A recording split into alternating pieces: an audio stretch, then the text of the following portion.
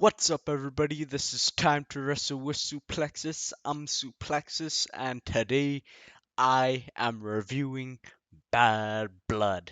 Now, this setup that I'm doing right now is pretty unique as I've only done it for Future Slam 4 Bad Blood and WrestleMania 40, but I want this to illustrate how excited I am for this show going in and coming out of it. So, without further ado, let's get started. And the first match, as you can see on the screen that I'll be discussing, is what I think should have main evented the show before watching it and after watching it now.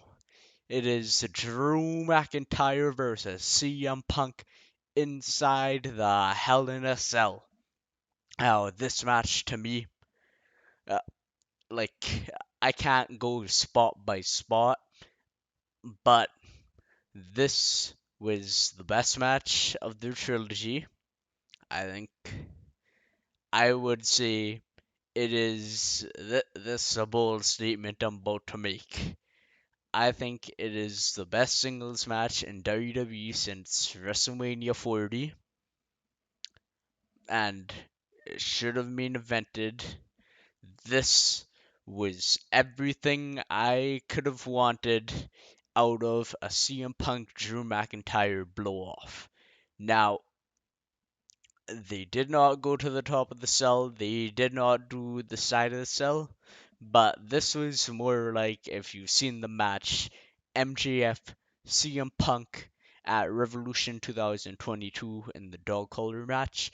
That's what this was like because you can't see the blood in this picture, but Drew McIntyre, he was bleeding like crazy, his face covered in blood, like Eddie Guerrero at Judgment Day 2004.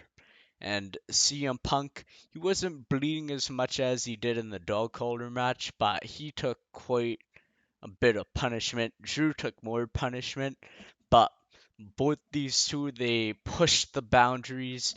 I felt they pushed them as far as they could under WWE's PG era, where they gotta follow these guidelines to satisfy USA, to satisfy now CW. They gotta follow all these guidelines, but it was an excellent match. They beat the tar out of each other. Like, one of the most vicious things was the table has two legs, like the wooden table you see wrestlers get put through. One of the legs fell off, and they're trying to strangle each other with the leg. It was violent, extremely violent. Drew McIntyre, he got nailed with a toolbox, and his face, it was a crimson mask. And then CM Punk, like, he saw the bracelets that CM Punk had, the blue, red, and white one. That was the focus of their match going into SummerSlam and Berlin. That got brought out of a little bag and scattered throughout the ring. I thought it was thumbtacks, but that makes some more sense, so I understand. And the ending was very cathartic as Drew McIntyre, just like he has been since like Royal Rumble, he got too cocky. He wanted to inflict the most possible pain, not only physically but mentally, by feeding CM Punk his own beads from his own bracelet. That ended up costing him in the end, as CM Punk hit a GTS with the beads in Drew's mouth and picked up the win. Me saying this, my comments about this match does not do it justice. This was the best Hell in a Cell match in a long time. It was better than Edge versus Seth Rollins in my opinion. It was better than Cody and Seth Rollins in my opinion. Jey Uso and Roman Reigns. It was better than Sasha Banks and Bailey. Like, it is probably the best match in Hell in a Cell since the end of an era at WrestleMania 28 between Triple H and The Undertaker. That's my take of the day, but so good. And if you've been following my channel, you know how much I've been looking forward to these two fighting it out in the Hell in a Cell. I have fantasy booked it. I have talked about it in videos about the pay-per-view's potential. I talked about it in my predictions, and this delivered. And you gotta love it when you look forward to something, you want to love something really badly, and then it works. It lives up to your standards. The wrestling match lived up to my standards. Excellent, perfect beginning to Bad Blood. So, the next match we will discuss is Bayley versus Nia Jax. Bayley's there, Nia's there, Tiffany Stratton's over there. This one, to me, when I heard this match was announced, I was alright with it because Bayley and Nia Jax, their SummerSlam bout was alright.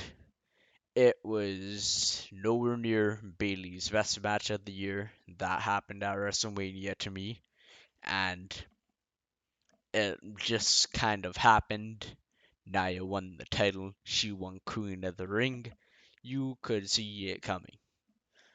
Tonight, when they announced this, like about 8 days ago, I was like, okay, this match is happening so that we can get to the cash in. I convinced myself of that. I convinced myself of that in the predictions video, and it did not happen. And this match was not too good. The SummerSlam bout to me was better than this one, and it comes down to Nia Jax.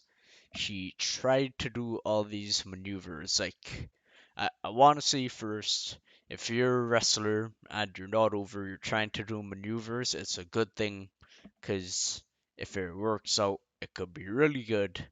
But in this case, she tried it on a pay-per-view and it showed that she doesn't do it much. Like the Hurricane Rana off the top rope, all these maneuvers that she was trying to do, it did not look clean, and the match was dampened because of it. And there's some parts where miscommunication occurred. So this to me, like, it wasn't a bad match. It wasn't like I want to turn off my TV. Uh, it wasn't anything good either. It kinda just happened. That's the issue with this one. Because, like I mentioned in my prediction video, there are a number of matches that didn't make it to the show, but I felt should have been on the show. This one did not need to be on the show, in my opinion. And because Tiffany Stratton didn't cash in, like, that's even more the case to me. But it happened. They're continuing the teases of Tiffany cashing in on Nia. That clearly won't happen at Crown Jewel based on something I'll discuss in a bit. And who knows? Maybe Survivor Series. Maybe when I'm in Vancouver live. I live near Vancouver, so I'm gonna be there. Maybe then it'll happen, but it's taking quite a bit. If they have a way to advance the story while Tiffany still has the briefcase, all power to them. Uh, if it's going to be the same thing we've seen since SummerSlam, I think they should have pulled the trigger tonight. But with that being said, now it's time to discuss the next match, which is Damian Priest versus Finn Balor. And this one, to me, was a pretty personal feud. The loss at SummerSlam that Damian Priest suffered to Gunther because Finn interfered. Like, I don't get annoyed by finishes nowadays, like heel victories, uh, like I used to, but I've been watching wrestling for over 10 years. I'm pretty sure I've seen it all, but the thing that got to me at SummerSlam was the fact that when Finn turned on Damien, Damien got put in the hold, he got out, and they gave me that hope. It was like, oh, even though Finn turned on him, he's still gonna win. He hits another move, but Gunther puts him back in the chokehold because he goes after Finn. That annoyed me, and that is good heel heat. So this match to me, it was pretty personal, even though I feel that Finn Balor would have benefited from the victory more than Damian Priest. Man, it felt good. It felt good that Damian Priest got his revenge on this guy, and that they put on a good match out there. It, I think there's a better match waiting for them down the line, but still, this wasn't just good actually. This was very good, but they didn't tap into everything they could do.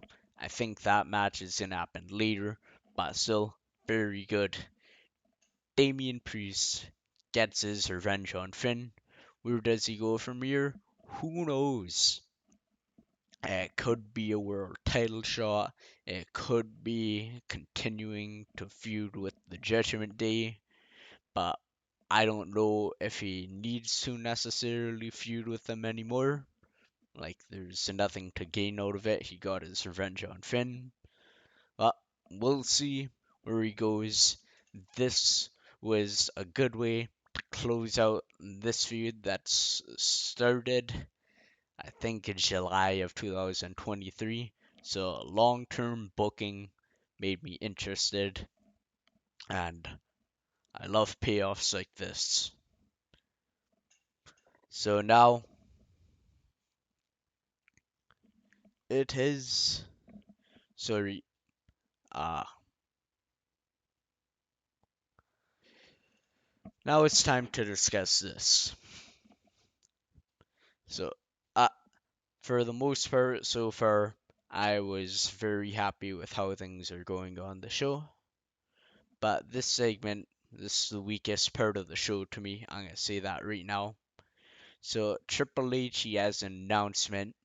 He reveals his Crown Jewel title, and he says it's gonna be like an annual thing every year at Crown Jewel. They're gonna do it, and it is champion versus champion.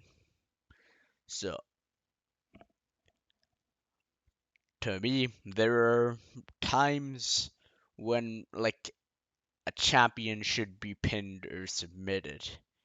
Sometimes it'll further a story, i.e., Liv Morgan getting pinned by Rhea at Berlin. It furthered the story. Rhea got to get her title shot at Bad Blood, which we will discuss next. But when you have champion versus champion just for the sake of it, no benefits to the winner aside from a prop title that's defended once a year, I don't like it.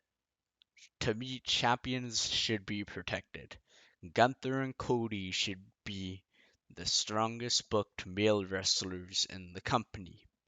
Nia Jax and Liv Morgan, well, they should be protected too.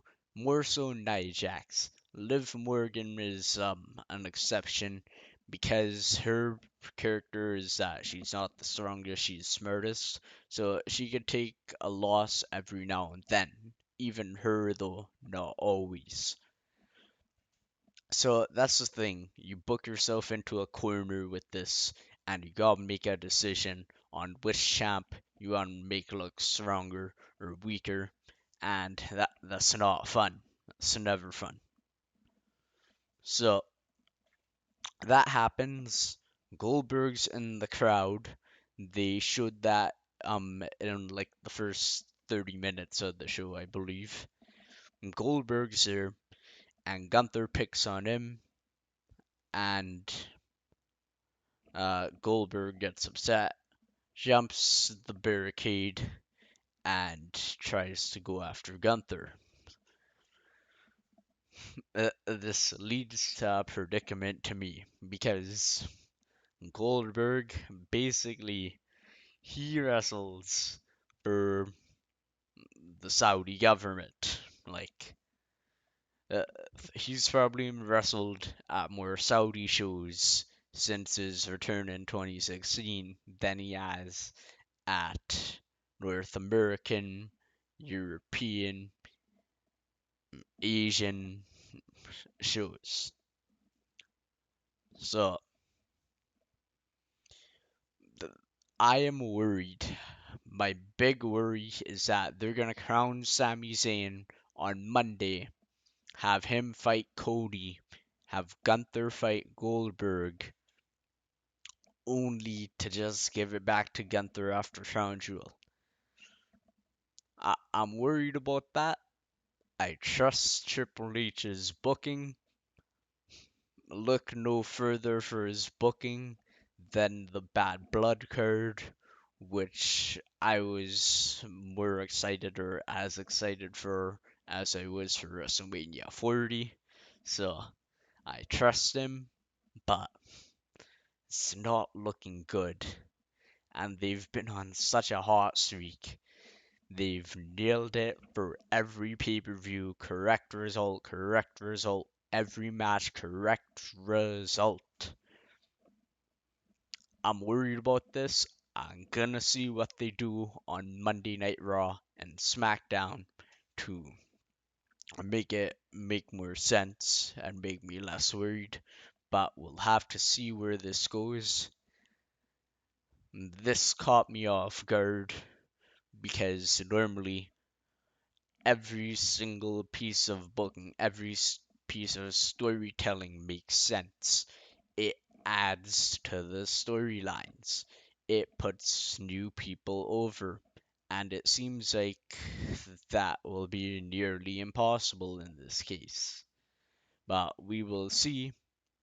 And now I will discuss the next match. Rhea Ripley versus Liv Morgan. Th-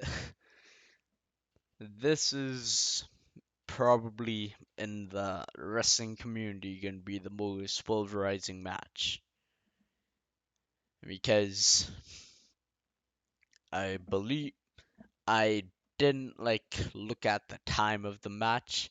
It felt like it went a good 20 minutes, 15, 20 minutes. So the first 97% of it, love it, love it, love it. They did what they did the match in a similar way to SummerSlam in the beginning, but then they started hitting these pretty good moves, and I was into it. Dominic fell off the cage, he was dangling. Pile drivers like Dominic's like a pinata, and I was like, yeah, I see. And then Rhea gets a candlestick and actually hits him like a pinata. So, yes, he is. But, yeah, that happens.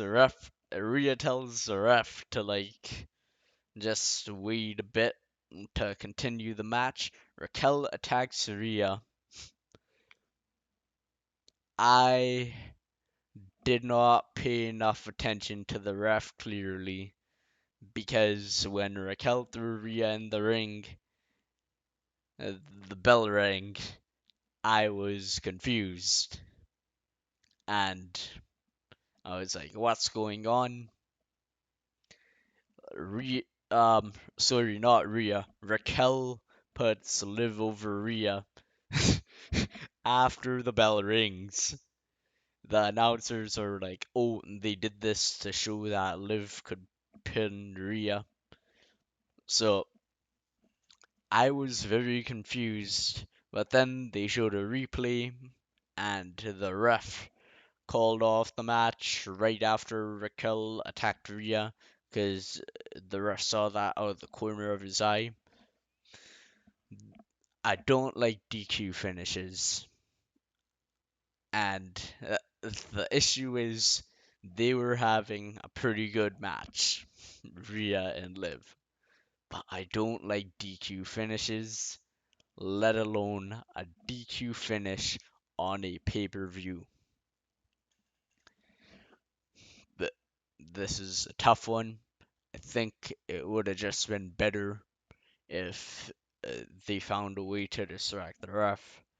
Like, Liv brings a chair in, refs are distracted, ref kicks the chair out, and Raquel runs in the ring, hits her Tahana bomb, Liv pins her 1, 2, 3, retention.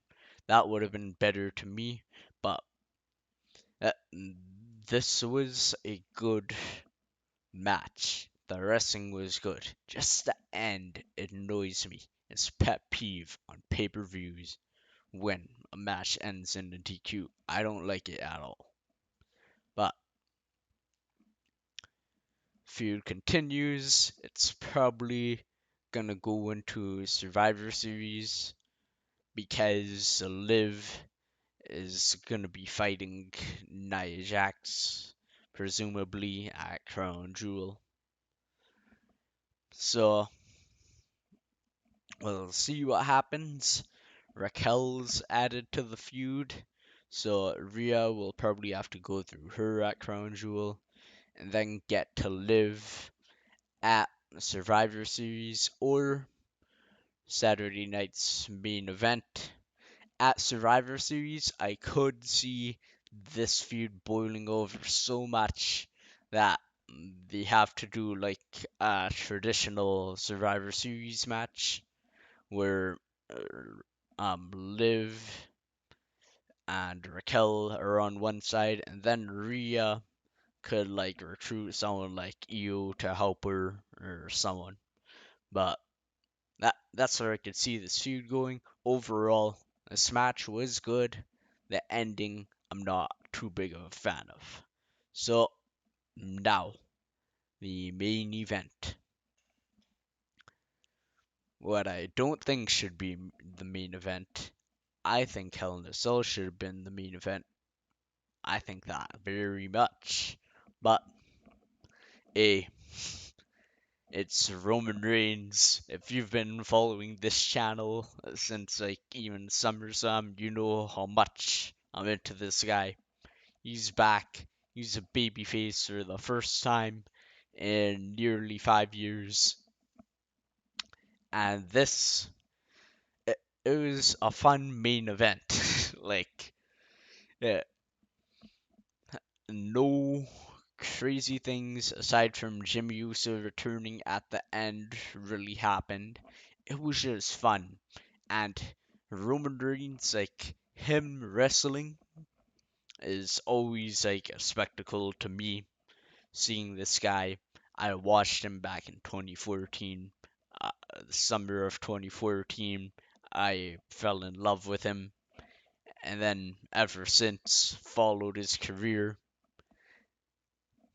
Yeah, yep, I was a fan of babyface Roman Reigns. Yep, from when we're the Dark Ages, 2014 to about 2018. But anyways, seeing him compete, seeing him have fun. He's a babyface. He's doing the corner punches now. 1, 2, 3, 4, 5, 6, 7, 8, 9, 10.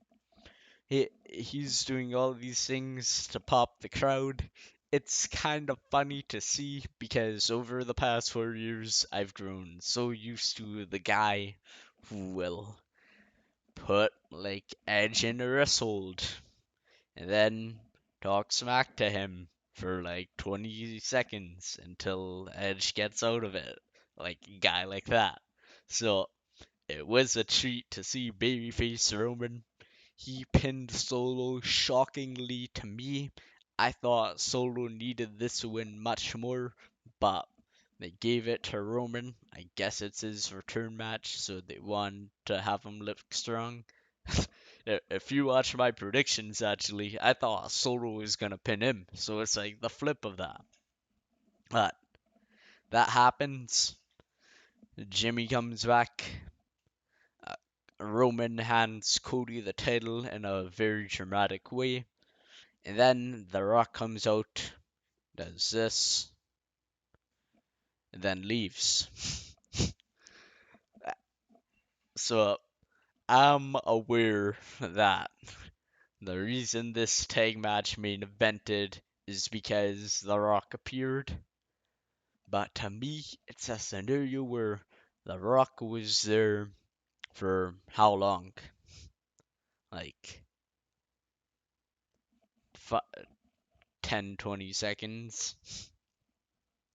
So I don't think that warrants taking the main event from WWE's biggest blood feud of the 2020s, aside from the Bloodline. I don't think so. I think the Cell should have main evented. To me, that is my main event. That is the match I have on the thumbnail. That's the one that stole the show by far to me. But I get it. They're having Cody and Roman in the ring. They're having The Rock on the outside. We're probably getting that triple threat at WrestleMania, even though I'd prefer Jacob Fatu and Roman Reigns, as I think that'd be the better match. But I see where they're coming from. So, with that being said, that is my Bad Blood review. Um, I, I got quite a few things wrong on the show. Like, I thought something would happen with Io and Kyrie and Jade and Bianca because they're feuding. That didn't happen. I thought a cash in would happen. Nope. I thought a women's title would change hands. The Raw women's title, the World women's title didn't happen. Drew winning didn't happen. Bloodline winning didn't happen. So to me, that means that it's unpredictable. I was on the edge of my seat. They did their job. It was good. This is one of the best shows of the year. If you haven't watched it, I highly recommend. I am planning on getting a t-shirt for this show. I love it that much. But thank you. This has been Suplexus. I hope you've enjoyed Bad Blood, and I'll see you later. Goodbye. Have a good one.